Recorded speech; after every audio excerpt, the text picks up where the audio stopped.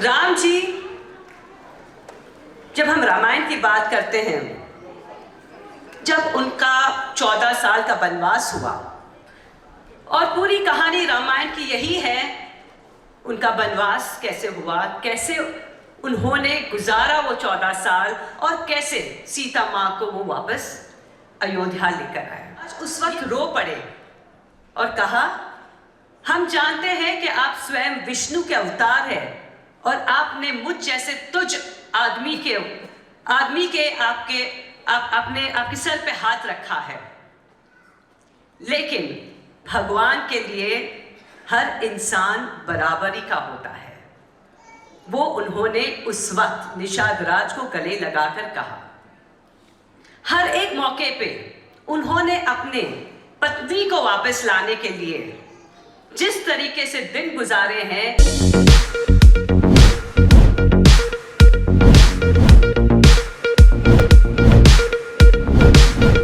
आज का जो कार्यक्रम है उसका नाम वापस बोल दीजिएगा, जनजाति कल्याण आश्रम। अब सभी पद अधिकारियों को मैं धन्यवाद करना चाहती हूँ कि मुंबई से आपने मुझे काठमांडू बुलाया। मैं बात कर रही थी जब मैं एयरपोर्ट से आ रही थी कि मैं लगभग 30 साल के बाद वापस काठमांडू आई हूँ। पशुपतिनाथ के मैंने दर्शन किए थे लास्ट टाइम, और इतना सुंदर है आपका देश। जैसे आप लैंड करते हैं वैसे ही आप हिमालय की गोद में आ जाते हैं। ठंडी हवा, सुकून और बहुत हंसते खिलखिलाते हुए चेहरे नजर आते हैं। हमेशा खुशी होती है जब यहाँ पे आने का मौका मिला है। लास्ट टाइम आई थी तब सागर परिवार के साथ आई थी, क्योंकि रामायण शायद उस वक्त आपके धारावाहिक में नेपाली लैंग्वेज में उनको डब करके चाहिए थी। अब मुझे क्लियरली याद नहीं है, लेकिन ये मैंने जाना है। बस आपसे यही निवेदन करने आई हूँ। यहाँ पे रेवत कुमार जी और प्रमोद जी का जो आग्रह था,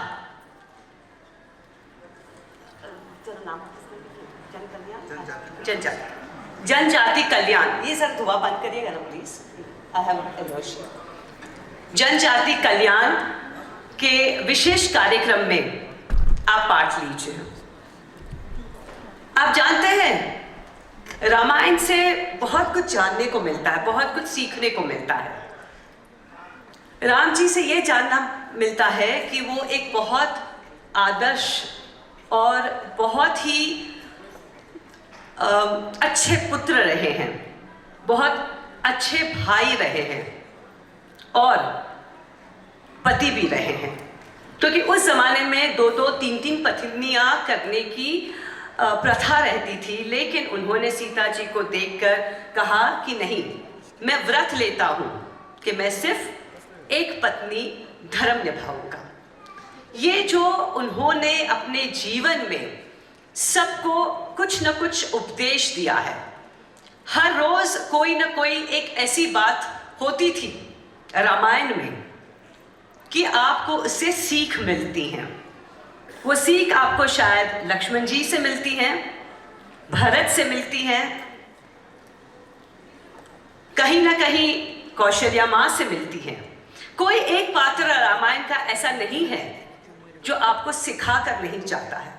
इसलिए कहते हैं घर घर में रामायण, और वो घर जो रामायण की नीति कुछ अपनाता है, वो घर में राम बसता है, नारायण बसता है।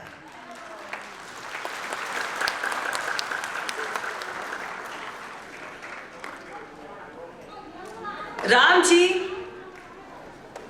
जब हम रामायण की बात करते हैं, जब उनका 14 साल का वनवास हुआ और पूरी कहानी रामायण की यही है, उनका वनवास कैसे हुआ, कैसे उन्होंने गुजारा वो 14 साल और कैसे सीता माँ को वो वापस अयोध्या लेकर आए। आज उस वक्त रो पड़े और कहा, हम जानते हैं कि आप स्वयं विष्णु के अवतार हैं और आपने मुझ जैसे तुझ आदमी के आपके सर पे हाथ रखा है, लेकिन भगवान के लिए हर इंसान बराबरी का होता है।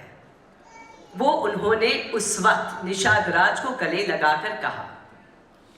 हर एक मौके पे उन्होंने अपने पत्नी को वापस लाने के लिए जिस तरीके से दिन गुजारे हैं, वो चाहे जितना भी तुच्छ क्यों ना हो उसको अपनाया है, क्योंकि भगवान के लिए सब समान है। शबरी जैसी बूढ़ी औरत जो सिर्फ भक्ति में थी, वो राम जी के लिए इंतजार कर रही थी, अपेक्षा कर रही थी कि कब राम जी आएंगे।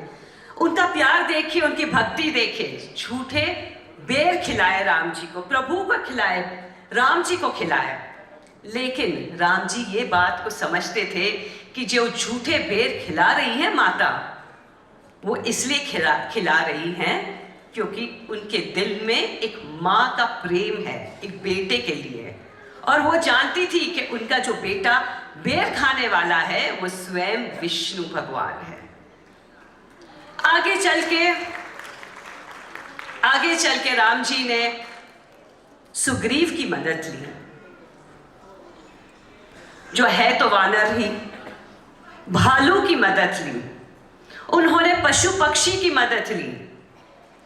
तो ये क्या सिखाता है हमें? ये हमें ये बात सिखाता है, वासुदेव कुटुंबकम।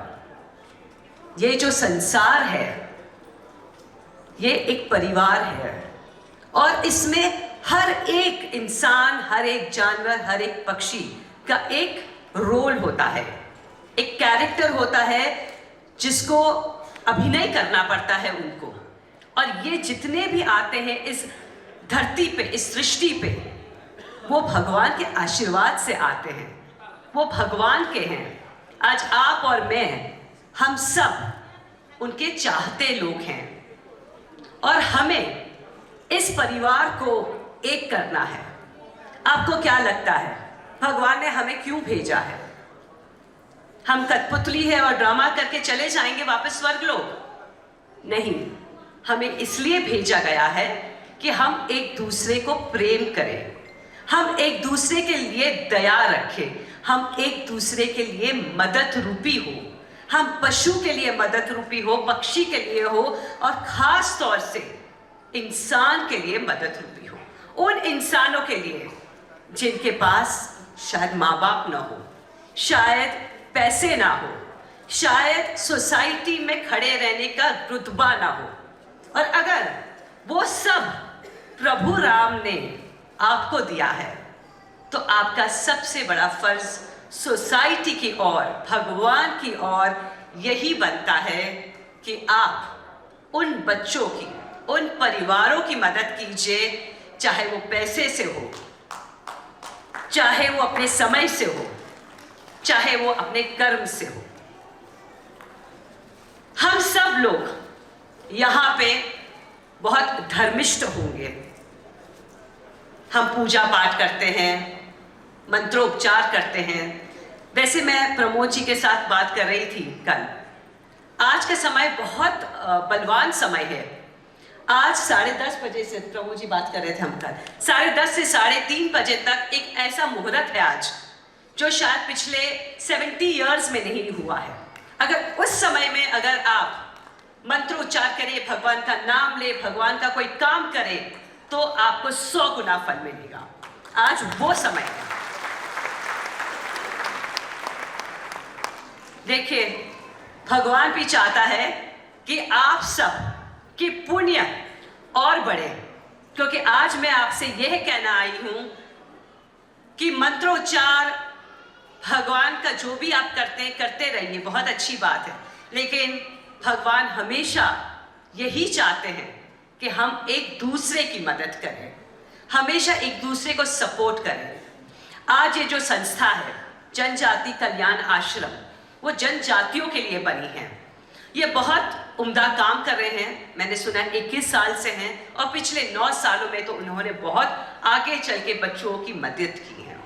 तो आज इस स्टेज पर, इस मंच पर अगर मैं मुंबई से इतनी दूर से आई हूँ तो मैं आप सबसे ये निवेदन करना चाहती हूँ कि मेरी ये ट्रिप सफल रहे, आपकी यहाँ आने का ट्रिप सफल रहे, और इन बच्चों के लिए आप ज़रूर कुछ ऐसा महान काम कर दीजिए ताकि जो आप एक एक करके बच्चे अडॉप्ट कर रहे हैं, मैं कहती हूँ हर महीने का एक बच्चा अडॉप्ट कर लीजिए, 12 महीने के 12 बच्चे अडॉप्ट कर लीजिए। ये पुण्य सिर्फ आपको नहीं काम आएगा, आपके खुद के बच्चों को भी काम आएगा। भगवान हमेशा ये कहते हैं कि 3 प्रकार के योग होते हैं। एक होता है तामसी, एक होता है राजसी, और एक होता है सात्विक। तो ये जो 3 प्रकार के जो योग होते हैं, तामसी योग वो होता है जब हम खाए पिए मजाक करें और खत्म हो गया। राजसी वो होता है जब हम बड़ा कारोबार रखते हैं और हमारे कारोबार के माध्यम से लोगों को आमदनी मिलती है। और सात्विक वो होता है जब हम बिना कोई इच्छा हम लोगों को मदद करें और फिर भूल जाए। कहते हैं ना, एक हाथ से दो और फिर दूसरे हाथ को पता भी ना चले, वो होता है सात्विक। मैं यही विनती करूंगी कि आप सब अपना जीवन सात्विक करिए, क्योंकि अगर आप सात्विक नहीं होते तो शायद आज आप मेरे सामने उपस्थित नहीं होते। इसी खुशी के साथ, इसी विनती के साथ मैं आपसे रजा लेती हूं और चाहती हूं कि बार बार आप ऐसे कार्यक्रम में पार्ट लें। प्रभु राम को याद करें उनके जीवन की गाथा, कि उन्होंने अपने जीवन को किस तरीके से जिया है, लोगों के लिए जिया है, प्रजा के लिए जिया है, और जिस तरीके से आपने हमें प्यार दिया है, रामायण के सभी किरदार को दिया है, भगवान राम श्री राम को और सीता जी को प्यार दिया है, मुझे दीपिका को प्यार दिया है, वैसे ही प्यार आप अपने समाज के बच्चों को भी दीजिए, ताकि आपका खुद का समाज, आपका देश खुद उन्नति करे। धन्यवाद। जय सिया राम।